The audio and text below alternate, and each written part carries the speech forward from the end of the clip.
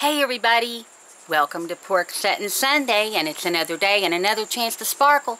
To keep a sparkle in your eye and a sparkle in your heart because it makes you beautiful. I wanted to come in today and tell you a story about my son's birth because his birthday's coming up on July 26th. So I thought I'll tell you about that. But first, let's show you the mountains. We're getting ready to get a bad storm. Well, probably not a bad one, well, we've been getting bad ones, but I love it. I love the rain. I love the storming. I don't like getting by a window. I know that I've told you a story about my mom getting hit with lightning, and it scared us to death. But let me show you the mountains. Show you the mountains. There's the clouds up there, how dark they look. Ooh, they don't look as dark on camera as they are, but it is very dark. But up through there, there's see how misty looking it is? Let me just go over here. See, it's bright there. Right there is the blue sky, and the clouds are moving in. And the dark clouds over here. Let me get around the dark clouds there. Hope y'all are having a good Sunday. We had our 100th year anniversary. My hair is a mess because where it's been raining, it's just staying real curly. It won't uncurl, so I just been kind of just letting it do its thing. I have natural curly hair. So anyway, my son was born on my sister's birthday. My sister that I'm very, very close to. And you'll probably see birds flying around, zipping by, and you'll hear them chirping. My last Porch Settin Sunday, you could hear them chirping. So get you something to drink. I got some Kool-Aid, strawberry Kool-Aid. I haven't had it in a long time. My husband picked it up and said, make us some Kool-Aid. So I did, and it's pretty good. Haven't had Kool-Aid in a while, but don't want to have that very often. Too much sugar. Anyway, let's fix this. My tripod here is wonky because it's broke, but okay, no makeup today except for eye makeup to match my top. So I got my top pink, so put a little pink on. Okay, well, it started out that day, the day before. Am I wonky? The day before I had my son, I got out and I went swimming. I played kickball with the kids, everybody said, put yourself in labor. Get yourself, in labor. So I was doing everything that I could do to be active, walking and playing and doing things with all the kids in the family so that I could hurry and have that baby before my sister's birthday was over. So on the 25th, that's what I did. So the night of the 25th, I ended up at the hospital. I was in labor half the night and all day till late. Well, no, that would make it 24 hours. But anyway, I went in the middle of the night to the hospital. And I was in labor until 11:25 p.m. on the 26th of July. My sister, back then they didn't allow families to come in. The parents weren't even allowed in. My mom and dad wasn't even allowed in, just my husband.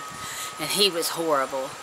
And because he couldn't stand me being in pain and he didn't know what to say, so he just kept saying it didn't hurt that bad. And so finally I told him to just shut up, and it's going to start really blowing. I finally just told him to shut up. He didn't know what it was like, and he couldn't tell me it didn't hurt. And then one of the student nurses told me that I wasn't having a baby yet because I kept telling her the baby was coming, the baby was coming. She said, no, it's not. And I said, have you ever had a baby? And she said, no. I said, then quit telling me.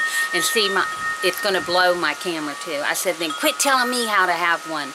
Quit telling me that I'm not having, that he's not. Well, I didn't know it was a he or a girl or a boy, because back then they didn't tell you if it was a girl or a boy. You didn't know. But my doctor kept telling me I was having a boy. And he told me that I was having him on July 26th. So I had a very good OBGYN. Very good. He was so good to me, and he was, because I was just a kid. I was a kid. And he told me before he let me out of the hospital, he kept telling me, you know, things that I needed to watch for, and things that, he said, the baby will get colic if you, I didn't even know what colic meant. That's just a fancy word for bellyache, and gas. But he kept telling me that the baby would get colic if I let everybody come in the first few days and handle him a lot. So said if he's asleep, leave him asleep. He warned me about all these things because he knew I was a young mother. So I call that a good doctor, when they give you tips on before, when you get home, you know, they tell you before. Well, so anyway, that night I was in labor, and every little bit my sister was calling. The nurse would run in when I was in the delivery room, and she would, and back then they didn't give you epidurals. You didn't get epidurals, you didn't get pain medication, you got laughing gas. So I was laughing and pushing and laughing and pushing and laughing and pushing. And here I am, just a kid, laughing and pushing. And anyway, so the nurse would run in every little bit and see if the baby was there, and she'd say, your sister said you better hurry up or the baby's not going to get here on her birthday. And I promised her I'd have the baby on her birthday. So every year she gets to celebrate her birthday with my son. Since my son's not here now, we still celebrate her birthday. Now this year we're going to celebrate his birthday.